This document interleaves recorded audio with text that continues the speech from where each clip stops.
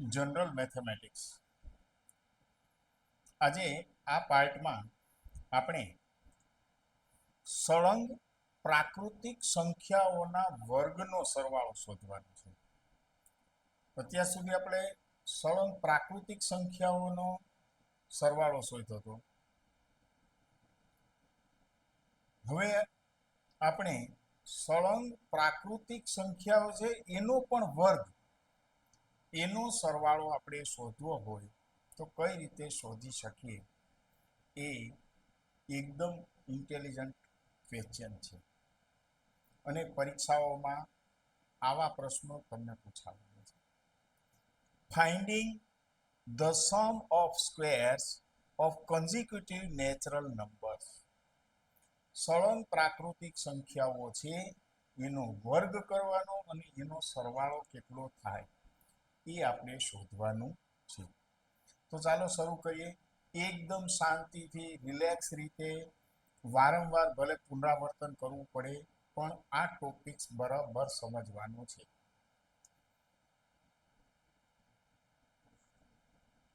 આપણને પહેલું એક્ઝામ્પલ આપેલું છે, ઉદાહરણ છે કે 1 થી 10, 1 2 3 4 5 6 7 8 9 10, 1 થી 10 સુધીની સંખ્યાના વર્ગનો સરવાળો કેટલો થશે? બરોબર. 1 થી 10 સુધીની સંખ્યાના વર્ગનો સરવાળો કેટલો થશે?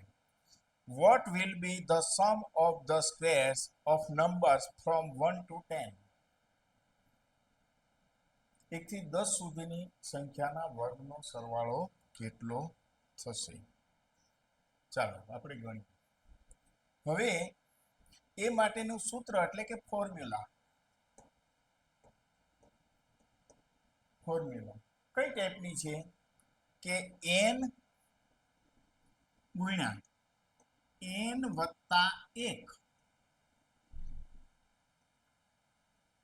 ગુણ્યા 2n વત્તા 1. આ સૂત્ર તમારે યાદ રાખવું પડશે. છેદમાં 6 n વત્તા 1 ગુણ્યા 2n વત્તા 1 છેદમાં 6. અહીં n, here n is 10. જે છેલ્લી સંખ્યા આપણને આપેલી છે એ આપણે અહીંયા લેવાની છે. તો n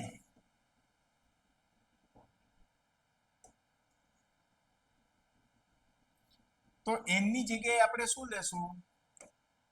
10 ગુણ્યા n વત્તા 1,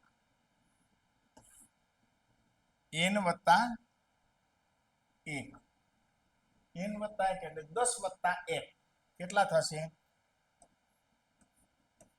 11 ગુણ્યા 2n.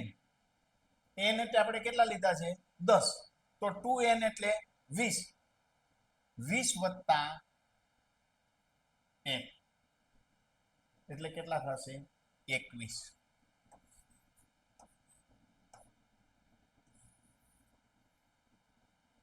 લખતા જજો સાથે. ભાગ્યા 6. અગાઉ આપણે વાત થઈ હતી એ મુજબ આપણે ફાસ્ટ કેલ્ક્યુલેશન શીખવા માટે છેદ કેવી રીતે ઉડાડવા એ ખૂબ જ અગત્યની બાબત બની જાય છે. એટલે 1/1 આપણે હાયર ડીપલી રીતે આમાં મેળવવાનું છે. જ્યાં અઘરું જણાય તરતો તરત એનું સોલ્યુશન હું તમને એ પણ કહેવા માંગીશ. અહીંયા 6 થી શા માટે ભાગવામાં આવે છે, બીજા કેમ કોઈ નહીં? આપણે ખબર છે આની પહેલા પ્રાકૃતિક સંખ્યાઓનો સરવાળો કરતા હતા તો એમાં શું કરતા હતા કે જે સંખ્યા આપેલી હોય 1 થી 10 નો સરવાળો કરવો હોય તો આપણે શું કરતા હતા? 10 ગુણ્યા ત્યાર પછીની સંખ્યા કેટલી આવતી હતી? 11. 10 ગુણ્યા 11 છેદમાં 2 એવું મૂકતા હતા. બરોબર, જે આપણે અગાઉના પીરિયડમાં ચાલી ગયું છે. તો એને ફરીવાર રિપીટ નથી કરતા, આગળ વધીએ. n વત્તા 1 ગુણ્યા 2n પ્લસ 1 ભાગ્યા 6. તો જુઓ, n એટલે 10, એટલે આપણે n માટેના 10 મૂક્યા, n વત્તા 1 એટલે 10 વત્તા 1 એટલે કેટલા મૂક્યા? 11 મૂક્યા. 2n પ્લસ 1 એટલે 2n, n એટલે 10, 2n એટલે 20, 20 વત્તા 1 એટલે કેટલા મૂક્યા? 21 ભાગ્યા 6. તો 5 દુ 10 અને 3 દુ 6, 3 સત્તા 21. તો શું પરિણામ મળે છે? 5 ગુણ્યા 11 ગુણ્યા 7. 5 ગુણ્યા 11 ગુણ્યા 7. તો આનો તમે ગુણાકાર કરશો તો 5 સત્તા 35, 5 સત્તા 35, 35 ગુણ્યા 11. હવે જો એ તમારે ઝડપથી ગણવું હોય તો શું કરવું પડે? આ 5 સત્તા 35 પહેલા ગણી લો. 35 ને 11 થી ગુણવા છે તો પેલા 35 ને 10 થી ગુણી નાખો. 35 ને 10 ગુણો એટલે કેટલા થશે? 350. 350 પછી કેટલા વધ્યા?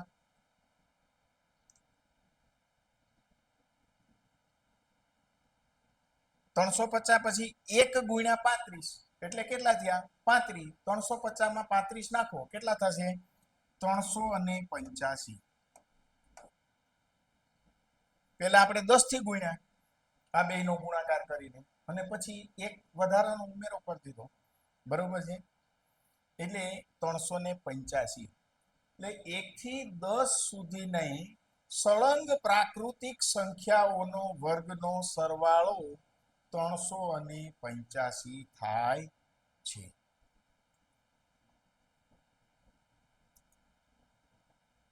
એના પછીનો નેક્સ્ટ દાખલો એવો છે કે આમાં સળંગ આપેલી નથી. બરાબર ધ્યાનથી સાંભળજો, અને 2 સ્ટેપમાં આ દાખલો ગણવો પડશે. 12 થી 26,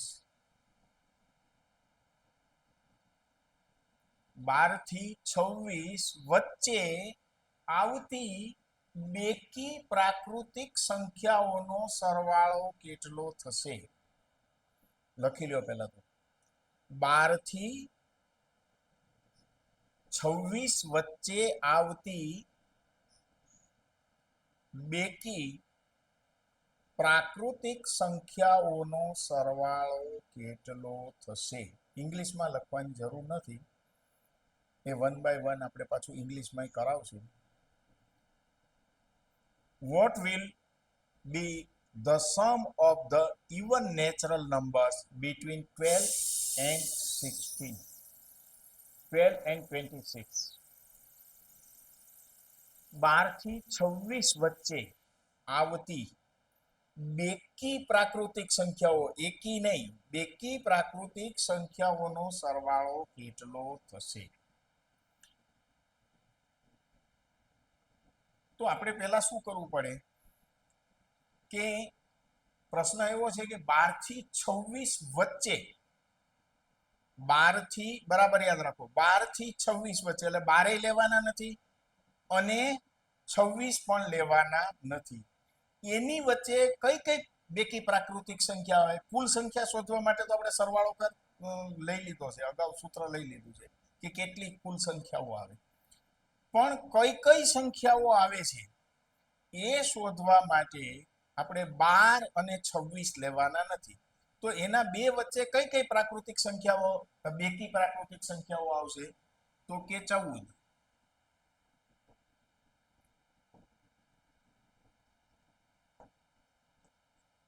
14 પછી 16 પછી 18 પછી 20 પછી 22.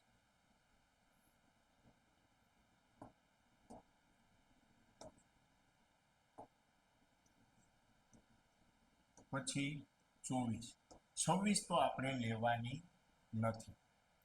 એટલે આપણે શું કરવાનું છે કે 14નો વર્ગ વત્તા 16નો વર્ગ વત્તા 18નો વર્ગ વત્તા 20નો વર્ગ વત્તા 22નો વર્ગ વત્તા 24નો વર્ગ.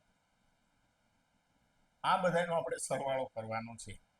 જે ગણવા બેસી તો કેલ્ક્યુલેટર લઈને ગણવું પડે, પણ એને બદલે આપણે એવી કંઈક સૂત્રો અને એની શોર્ટ ટ્રીક અપનાવશું કે જેની મદદથી આપણે આ પ્રશ્ન સોલ્વ કરી શકશું. જો વિદ્યાર્થી મિત્રો, ગણિતના દરેક પ્રશ્નો સોલ્વ કરવા માટે ખૂબ જ શાંતિથી વિચારવું પડે, અલગ અલગ વિકલ્પ વિચારવા પડે. આ કોઈ ગોખણપટ્ટીનું આમાં ક્યાંય સ્થાન ચાલવાનું નથી. સતત પ્રેક્ટિસ કરતી રહેવી પડશે. તો એના માટેની ફોર્મ્યુલા છે, સૂત્ર તમે બધા લખતા જ જવાની સાથે એ બધા તમારે યાદ રાખવા પડશે. એમાં કોઈ જાતનું કોઈ ચાલવાનું નથી. આ માટેનું સૂત્ર છે, ફોર્મ્યુલા એટલે કે સૂત્ર છે n ગુણ્યા n વત્તા 1 ગુણ્યા n વત્તા 2 છેદમાં 6.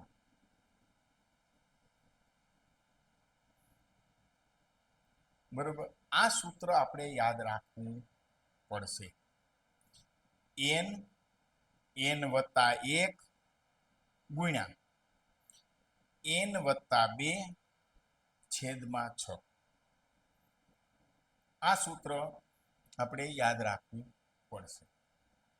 હવે આને 2 સ્ટેપમાં આ દાખલો ગણવો પડશે, કારણ કે આપણને પ્રશ્ન કેવો કીધો છે, જુઓ, 12 થી 26 વચ્ચેની બેકી પ્રાકૃતિક સંખ્યાઓ કીધી છે. એટલે પહેલા આપણે શું કરવું પડશે કે 1 થી 26 વચ્ચે જે સંખ્યાઓ આવે છે એનો સરવાળો કરવો પડશે, અને પછી 12 થી 26 વચ્ચેની જે સંખ્યાઓ આવે છે એનો સરવાળો એમાંથી બાદ કરવો પડશે. તો સ્ટેપ નંબર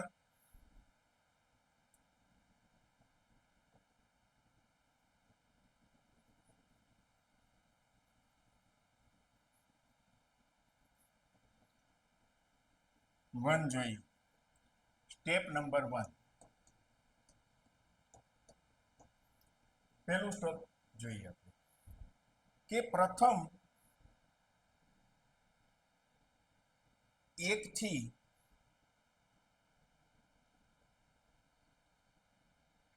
24 સુધીની બેકી સંખ્યાનો આપણે સરવાળો કરીએ. કારણ કે 12 થી 26 કીધી એટલે 26 તો લેવાશે નહીં, એટલે આપણે 1 થી 24 સુધી જ ગણવાના છે.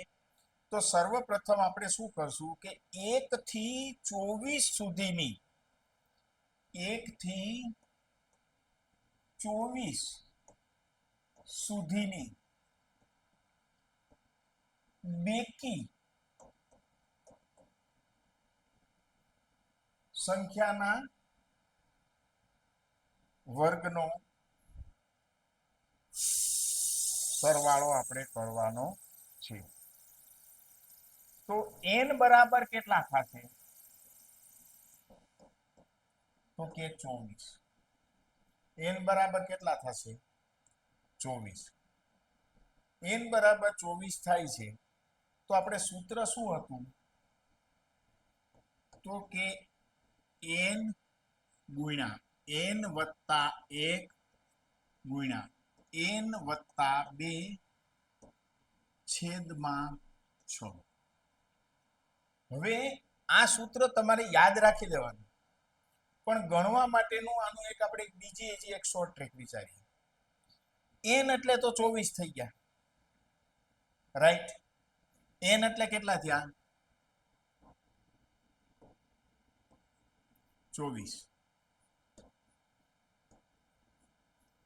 એને ગુણ્યા n વત્તા 1, 24 માં 1 નાખો 25,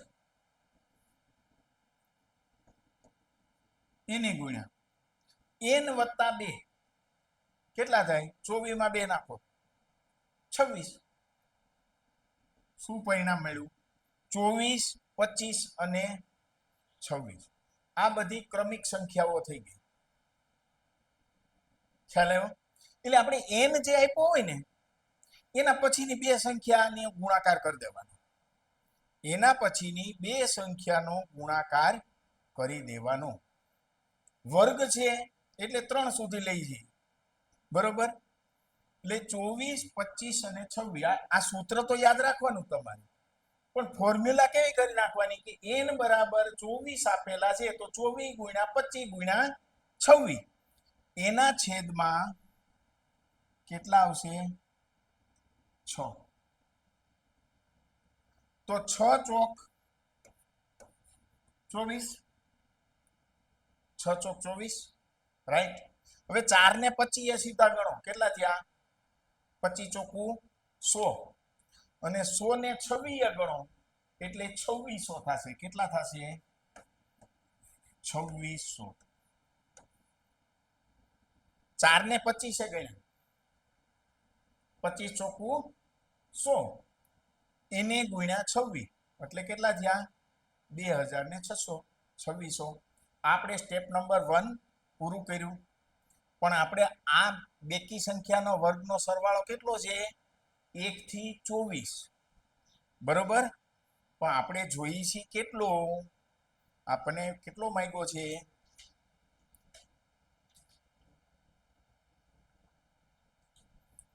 તો કે 12 થી 24. 12 થી 24. તો હવે આપણે બીજું સ્ટેપ શું વિચારવાનું રહે? બીજું સ્ટેપ આપણે એવું વિચારવાનું રહે, સ્ટેપ નંબર 2 કે હવે 1 થી 12 ના આપણે એમાંથી બાદ કરી નાખી. આપણે 1 થી 24 ના મેળવા, 1 થી 12 ના બાદ કરી એટલે 12 થી 26 વચ્ચેના આવી ગયા બધા. તો 1 થી 12 સુધીની બેકી સંખ્યાના વર્ગનો સરવાળો 1 થી 12 સુધીની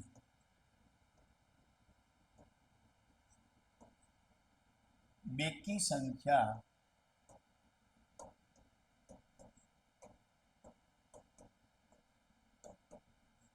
ના વર્ગનો સરવાળો.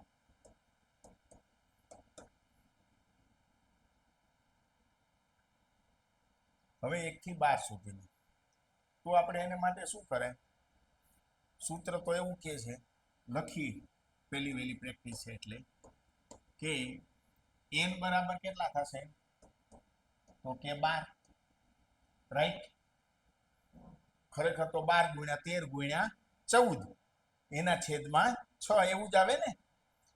n ગુણ્યા n પ્લસ 1 ગુણ્યા n પ્લસ 2 છેદમાં 6.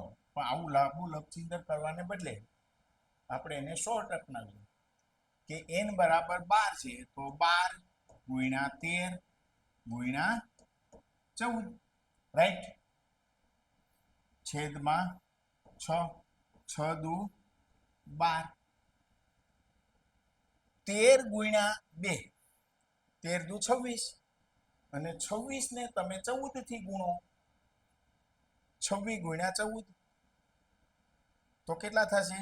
તો કે 364 થશે. કેટલા થશે? 364. 13 ગુણ્યા 2 એટલે 26.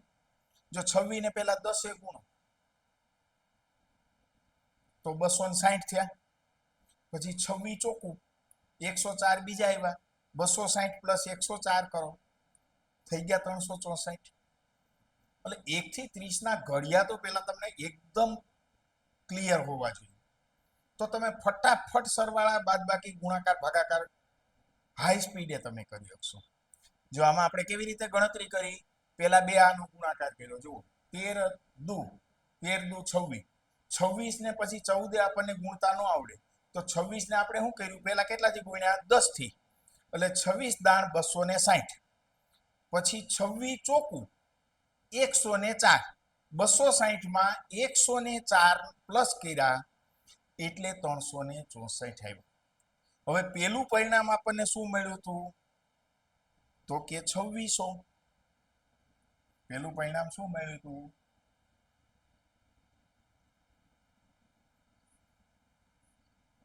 1 થી 24 સુધીના બેકી સંખ્યાનો વર્ગનો સરવાળો કેટલો મળ્યો હતો? તો કે 2600. એમાંથી 300 અને આપણે 64 બાદ કરીએ, બરોબર? 300 અને 64 બાદ કરીએ. હવે આપણે જનરલી પ્રાઇમરી સ્કૂલમાં ભણતા હોય ત્યારે આપણને એવું શીખવાડતા હોય, આ તો શોર્ટ ટ્રીક આપું છું, કે 2600માંથી અહીંથી લીધો 10 અને અહીંથી લીધો 10, પણ પછી એ બાદ બાકીની હું શોર્ટ ટ્રીક આપીશ કે અહીંયા સીધા 5 જ ગણી લેવાના. આમાં શૂન્ય આપેલા હોય ત્યારે અહીંયા કેટલા ગણવાના? 5. અહીંયા 9 જ ધારી લેવાના સીધા. 9માંથી 4 જાય તો કેટલા વધે? પેલા શૂન્યમાંથી 4 જશે એટલે 6 વધશે. પછી જેટલા આંકડા આવે એને 9માંથી 6 એટલે 3, 5માંથી 3 જાય તો 2. હવે આપણે કોઈ ત્રીજા ચોથામાં ભણતા નથી કે જેથી કરી અને આપણે અહીંથી લીધો 10 અને અહીંથી 1 ઓછો કર્યો, એવું કશું કરવાનું નહીં. ફટાફટ ગણવાનું કે અહીં શૂન્ય છે તો 10 અહીંથી આવી ગયો, અહીંયા 5 જ ગણી લેવાનું. મેન્ટલી રીતે, માનસિક રીતે ગોઠવી લેવાનું આપણે, બરોબર છે? એટલે ટોટલ 2236 થશે. હવે એવું કે છે, આ બીજો એક્ઝામ્પલ છે કે 13 થી 27 વચ્ચે, 13 નથી લેવાના, 27 લેવાના. 13 થી 27 એની વચ્ચે આવતી એકી પ્રાકૃતિક સંખ્યાઓ, બેકી નહીં,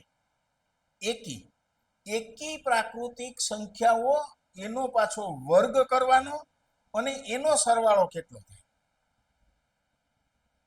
એટલે આપણે આને પહેલાની જેમ 2 સ્ટેપમાં જ વિચારવું પડે કે પહેલા તો 13 થી 26 છે, એની વચ્ચે કઈ સંખ્યા આવશે, અને 1 થી 26, બરાબર? 27 નો આવે, 26 આવે, કારણ કે એમાં આ બે વચ્ચે તો લઈ લેવાની છે. એ વચ્ચે કેટલી એકી પ્રાકૃતિક સંખ્યાઓ આવશે અને એનો વર્ગનો સરવાળો કરવાનો છે. What will be the sum of the square of the odd natural numbers between 13 and 27? આ બે વચ્ચે ક્યાં ક્યાં અંકો આવે છે? તો પહેલા આપણે એક જોઈ લઈ કે 13 અને 27, 13 અને 27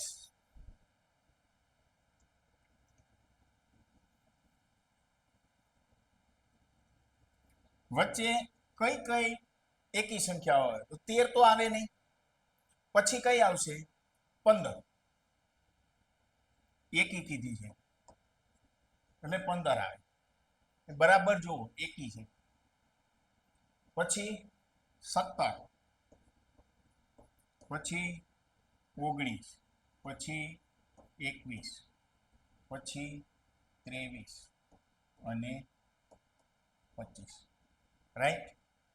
હવે આનું શું કીધું છે? આનો વર્ગ કરવાનું કીધો છે, એટલે 15 નો સ્ક્વેર પ્લસ 17 નો સ્ક્વેર પ્લસ 19 નો સ્ક્વેર પ્લસ 21 નો સ્ક્વેર પ્લસ 23 નો સ્ક્વેર પ્લસ 25 નો સ્ક્વેર. આ બધાનો વર્ગનો પાછો સરવાળો કરવાનો છે. તો આવું બધું ગણવા માટે આપણે કંઈક સ્ટેપ વિચારીએ, બરોબર? હવે 13 થી 27 વચ્ચે એકી પ્રાકૃતિક સંખ્યાઓ, એટલે 13 લેવાના નથી અને 27 પણ લેવાના નથી. તો 13 પછી કઈ આવે? તો કે 15. એના પછી કઈ આવશે? તો કે 17. એના પછી કઈ આવશે? તો કે 19. 19 પછી 21. 21 પછી 23 અને 23 પછી 25. તો અહીંયા n બરાબર કેટલા થશે? 25. બરોબર છે? n બરાબર કેટલા થશે? 25. છેલ્લા આંકડાનો સરવાળો પહેલા મેળવી લઈએ. હવે આ વખતે સૂત્ર કઈ પેલા જેવું છે કે n ગુણ્યા n વત્તા 1 ગુણ્યા n વત્તા 2 છેદમાં ભાગ્યા 6. તો આપણને 25 મળી ગયું છે. તો આપણે શું કરશું કે 25 ગુણ્યા 26, 25 ગુણ્યા 26 એને ગુણ્યા 27. થઈ ગયું ને સૂત્ર? આ n એટલે 25, n વત્તા 1 એટલે 26 અને n વત્તા 2 એટલે 27. 25 ગુણ્યા 26 ગુણ્યા 27 એને ભાગ્યા 6. હવે 6 છે તો 13 દુ 26 બરાબર, અને 3 દુ 6, 3 નવા 27 બરોબર. હવે 25 ગુણ્યા 13 એને ગુણ્યા 9, 25 ગુણ્યા 13 ગુણ્યા 9. તો એનો જવાબ કેટલો થાય એ આપણે જોઈએ. આમ તો 25 નવા 225 કરી લેવાય પહેલા, એટલે એક ત્યાંથી ટૂંકું પતી ગયું. 225 ગુણ્યા 13 કરવાની વાત છે. તો 225 ગુણ્યા 13 બરાબર થશે 2925. 2925 કેવી રીતે મેળવાય જરાક જોઈ લઈએ. આ કોઈ જાદુ છે નહીં. 25 ગુણ્યા 9 કર્યા, 25 નવા 225, એને ગુણ્યા 13 કર્યા. તો 13 કરવા માટે આપણે પેલા કેટલાય ગુણશું? 10. 25 ગુણ્યા 10 કરો, કેટલા થયા? એટલે 250 ગુણ્યા 10 કરો, કેટલા થઈ ગયા? 2500 બરોબર. પછી 250 225 ગુણ્યા 10 કરવાના, સોરી હો ભાઈ, 250 નહીં 225, એને ગુણ્યા આપણે 10 કરો એટલે 2250 આવ્યા બરોબર. અને એને ગુણ્યા 3 બીજા ભેળવો એટલે 225 ગુણ્યા 3 કરવાના. તો એ જે જવાબ આવે આની અંદર ભેળવી દો એટલે 2925 આવશે. હવે આગળનું સ્ટેપ વિચારીએ. આ જે મળી 13 થી 27 વચ્ચેની મળી, આ 13 થી 27 વચ્ચે એટલે 27 સુધીને મળી બરોબર. હવે આપણે જોઈએ